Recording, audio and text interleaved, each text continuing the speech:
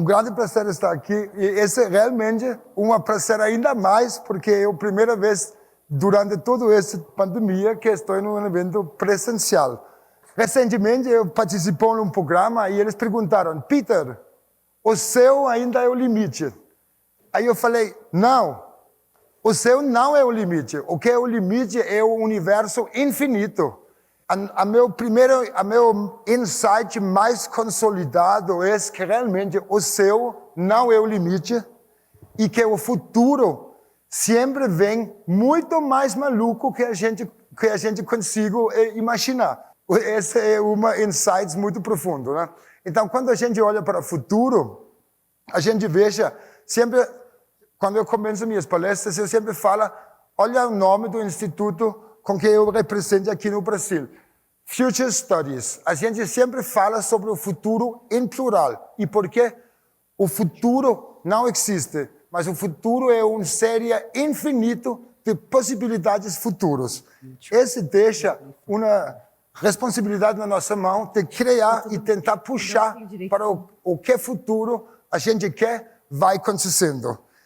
Com o tempo, o futuro é sempre boas notícias. Porque se olhamos estatisticamente para a nossa sociedade, para o nosso mundo, sabemos sim que tem muitas coisas injustas, que tem muitas coisas que não estão dando certo, mas a porcentagem de pessoas que conseguem realizar seus sonhos hoje nunca foi tão elevado na história da raça humana. Esse é nosso fundador, Torgill Christensen, ele era amigo de Kennedy e outros, e ele sempre tinha como visão como cuidamos do valor da nossa sociedade e como mantemos relevante. Para isso, precisamos realmente vislumbrar o que está para vir para frente, para continuar essa construção do futuro. E o ser humano, gastamos aproximadamente entre 75% e 80% do nosso tempo acordado mexendo com o futuro. Arquitetos é uma das poucas áreas, em realidade, vocês são obrigados a pensar o futuro.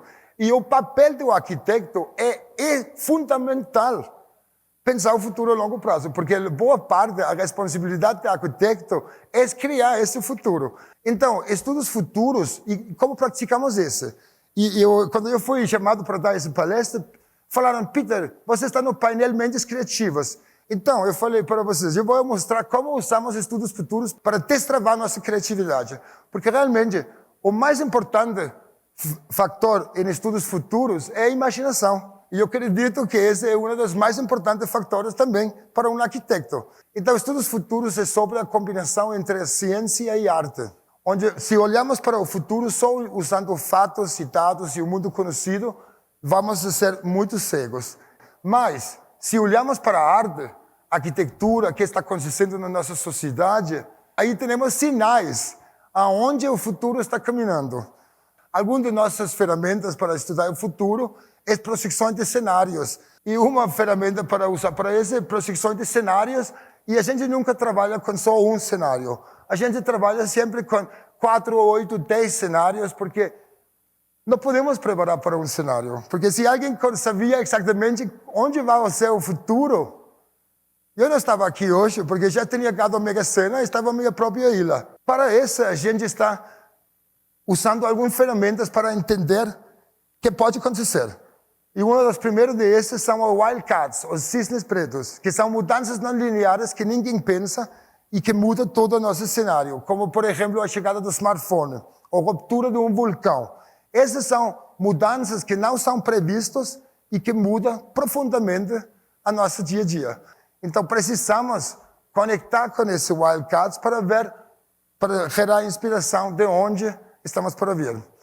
Não acredito tudo que você lê na internet, porque esse foi falado por Abraham Lincoln, que obviamente nunca falou isso, e esse é o wildcat do fake news. Esse é um perigo real, que vivimos em uma sociedade que está cada vez mais rotada em torno de celebridades. Muitas pessoas no planeta estão mais ocupadas de se Khloe Kardashian está com Tristan Thompson ou não, que está acontecendo em termos de mudanças climáticas. Atualmente, a gente estuda 14 macro-tendências. Aí vai outra, desenvolvimento tecnológico. Desenvolvimento tecnológico, muitas pessoas, quando olham futuristas, pensam: nossa, os futuristas, eles é sempre muito vinculado a tecnologias novas. Mas não. porque muitas vezes o que cria nosso futuro não é vinculado com tecnologia, é vinculado com comportamento humano. E muitas vezes esse comportamento humano é que muda mais a nossa sociedade. Por exemplo, aqui vemos, não vou mostrar todos esses números, mas essa foi uma pesquisa que pesquisa o que é na mente dos brasileiros, que os brasileiros querem para o futuro deles. O top 3 prioridades para os brasileiros são saúde, educação, vivências. Então, temos um povo brasileiro também olhando para o futuro, querendo cada vez mais se libertar em termos de coisas não tangíveis. Então, outra mega trend que eu falo bastante é a explosão do conhecimento. Nunca antes estamos descobrindo tantas coisas novas. Então, se você veja na mídia, muitas vezes temos essa impressão que tudo está desenvolvido, não temos mais nada para fazer, mas na realidade tudo pode acontecer ainda. Mas a única coisa que eu como futurista vou falar que eu sabe é que o futuro sempre vem mais maluco. É a única coisa que podemos ter certeza. A pandemia nos mostrou que realmente não sabemos nada a respeito disso. Então, aplicamos essa realização na nossa sociedade, também vamos a entender que a sociedade que vivimos 10 anos atrás não existe mais. Então, a nossa sociedade é hibátil. E por que é hibátil? Porque o circuito entre que a sociedade se autodestrói para se autoconstruir é cada vez menor. E esse precisamos aplicar. E eu acho que esse sim tem que apontar um lugar para a área de desenhadores e arquitetos que é mais complicado, é esse. Que como vocês vão construir prédios e casas que dura em maneira sustentável em uma sociedade onde as vontades e as certezas mudam com cada vez mais rapidez. Um dos fatores também que se ajudou muito a causar liberdade para o indivíduo é que a gente chama an economy. Vemos com as plataformas digitais, tudo na nossa mão, causaram um monte de destruição de nosso mercado tradicional e novas inovações facilitou nossa vida, que tudo foi acelerado também na pandemia da transformação digital. Então, eu acho que para arquitetos e desenhadores, destravar a mente, eles precisam pensar como eu consigo, com meu produto, com meu desenho, com minhas casas, a moradia do futuro, como eu consigo cada vez mais facilitar a vida do indivíduo. Essa é uma mudança de riqueza da nossa sociedade que impacta direto na moradia. Porque hoje as pessoas não querem mais liberdade de querer, hoje as pessoas querem liberdade de querer. Liberdade de ser dono. Tem um monte de produtos que hoje está travando nossas vidas. E muitas pessoas estão adaptando por padrões minimalistas para destravar a mente e para destravar a vida deles. E que vem para o próximo. Não? Aí a gente fez um relatório que fala liberdade de ser dono. Em Dinamarca, em Europa, nos Estados Unidos, boa parte do mundo, China, estamos vendo que ser dono da casa própria está perdendo valor. Hoje, as pessoas querem relação e acesso. Mais importante ter acesso, por exemplo, a um serviço de aluguel de casa. Mais importante ter acesso a alguma plataforma que me ajuda. Então, muitas pessoas estão virando realmente nomads, que eles entendem que não precisa ser fixado em casa. Porque eu sei que muitos arquitetos e empresas de interior design estão falando, o que está falando o gringo? Está louco? Porque queremos seguir fazendo casas bonitas e cômodas. E é verdade. Durante a pandemia, aumentou a nosso carinho por nossas casas. E cada vez mais também, não queremos esses palácios de luxo gigantescos, cada vez queremos soluções mais sustentáveis para dentro da cidade, porque vivemos muito na nossa vida na estrada.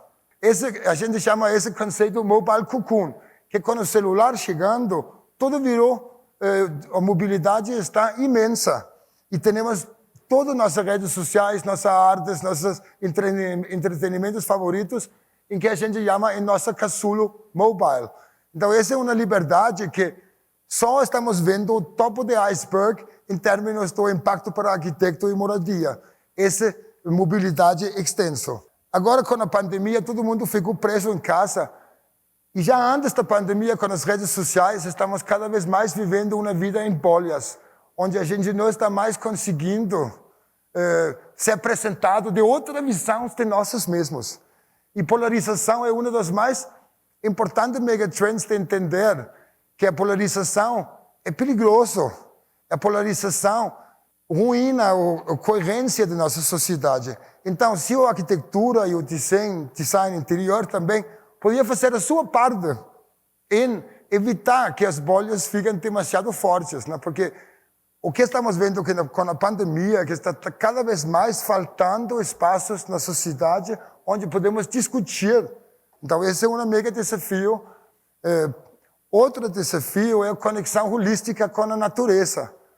Porque quando a gente sempre está vivendo mais em cidades grandes, como fica essa conexão com a natureza? Quando sabemos que a natureza é bom para a alma, e a natureza faz bom para a nossa alma. E também a natureza ainda é um grande tesouro, onde a gente pode conseguir muitas respostas. Então, tanto como eu falo no início, que o céu não é mais o limite é o universo infinito, e esse universo infinito também reflete no universo micro.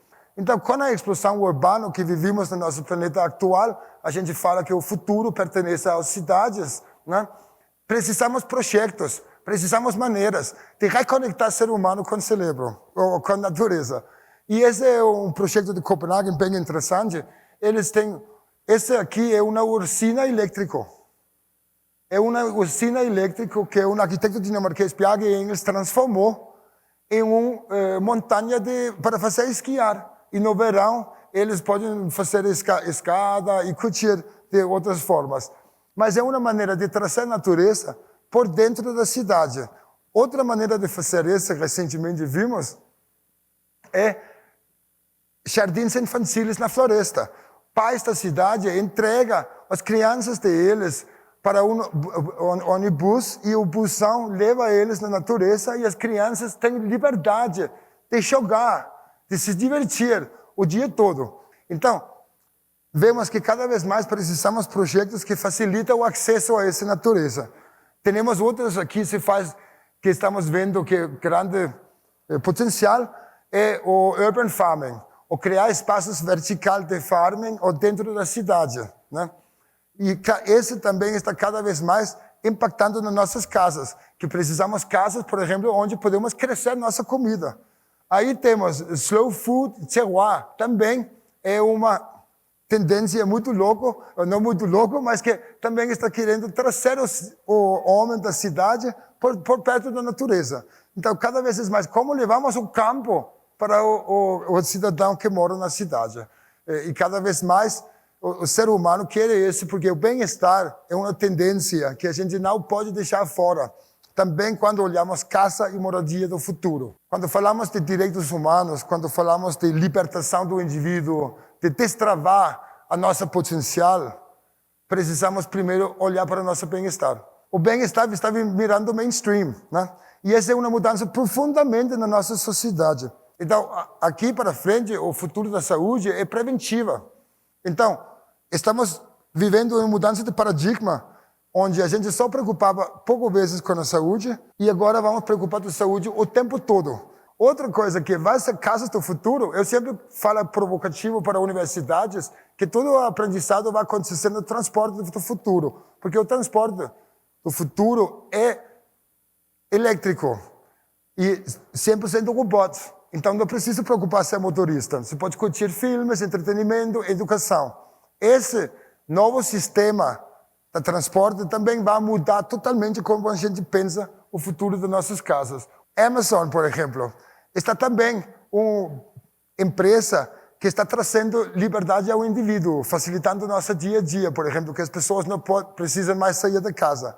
E eles não estão vendo mais eles como um entregador de produtos, mas como uma empresa de expedição antecipada, que fazem mineração de dados para entender por perto o consumidor deles, para entregar tudo o que eles querem.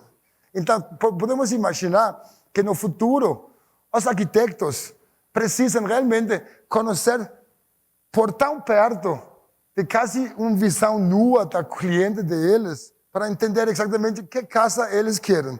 E o futuro das casas, essencial aqui vou falar, é casas das solteiras. Em Escandinávia, a taxa de casas solteiras é quase 50%. E por último, porque eu falo sempre que o futuro pertence aos velhos. O futuro pertence ao terceiro e quarto idade, que estamos cada vez vivendo mais tempo. Os 60 são os novos 40. E é uma baita oportunidade para nosso futuro, especialmente pensando na arquitetura. Se olharmos para frente, a nossa história nos mostra que precisamos de construção criativa e autocanibalismo e antropofagia no processo de inovação. Precisamos adaptar novas tendências, não precisamos adaptar o que está para vir para destruir. E o brasileiro faz isso bem.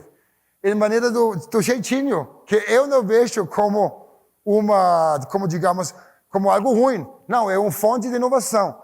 Então, eu sempre digo, o mais fora da caixa possível que conseguimos pensar, melhor. Porque precisamos todos entender que estamos construindo o futuro cada dia. Porque se nós estamos aqui para criar o futuro e levar a humanidade para além dos limites conhecidos, por que estamos aqui? E com essas palavras, obrigado. Poxa, um futurólogo otimista. Mas, isso é raro. Isso é raro. Me chamou da atenção duas coisas nisso aí. Essa empolgação, essa crença num futuro bacana. E você começa falando uma verdade absoluta que, se a gente para pensar, a gente vai ser sempre otimista. A humanidade hoje tem muito mais possibilidades do que alguns anos atrás. Isso é verdade. O Peter é uma exceção entre os futurólogos. Eu gosto muito de estudar esse futuro, só que no meu caso eu nunca chamei de futuro. A gente chama de tendências. Tendências. Mas é que é mesmo. É a mesma coisa. É interessante a gente pensar que tempos atrás, no passado, talvez até no passado próximo, a gente vislumbrava o futuro e possivelmente de uma forma diferente do que a gente se encontra hoje. Quando a gente conseguiu atribuir a tecnologia ao nosso dia a dia, fazer conexões com todo mundo estando dentro de casa. E quando a gente se encontra dentro desse cenário de pandemia, onde você se vê obrigatoriamente dentro da sua casa novamente, desenvolvendo o seu trabalho, porque a nossa vida não pode parar, o que a gente percebe é a busca pela natureza, é a fuga em cima de algo que nos traga bem-estar. E aí a gente volta a respeito da arquitetura vernacular.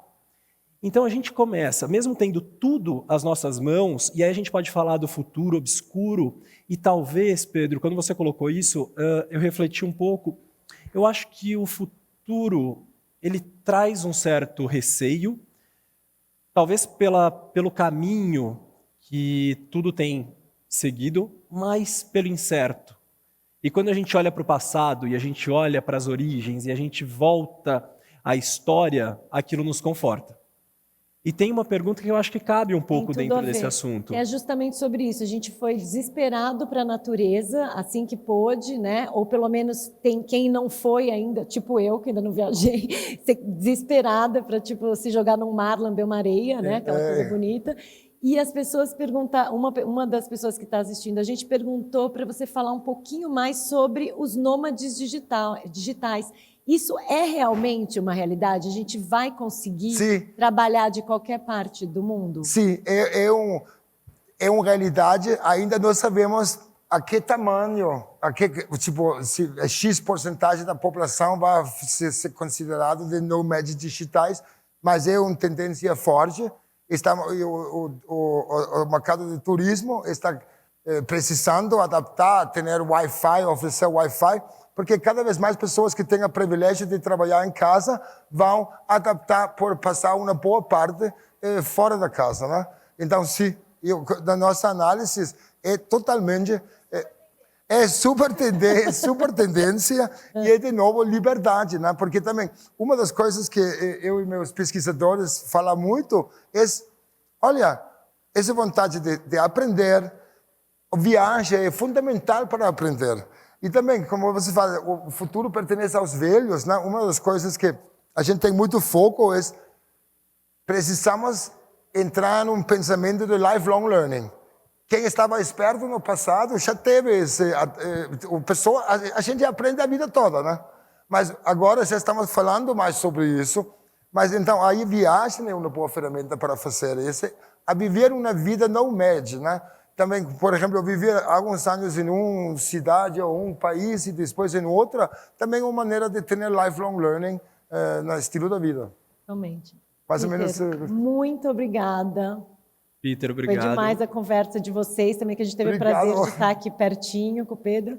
E agora seguimos, né, Renato? Seguimos. Para mais aventuras dessa Peter, muito noite obrigado. que promete Muito ainda obrigado. muita coisa. Valeu, adorei Obrigada, estar aqui. muito Obrigado. prazer. E obrigado lá em casa. Obrigado, Pedro.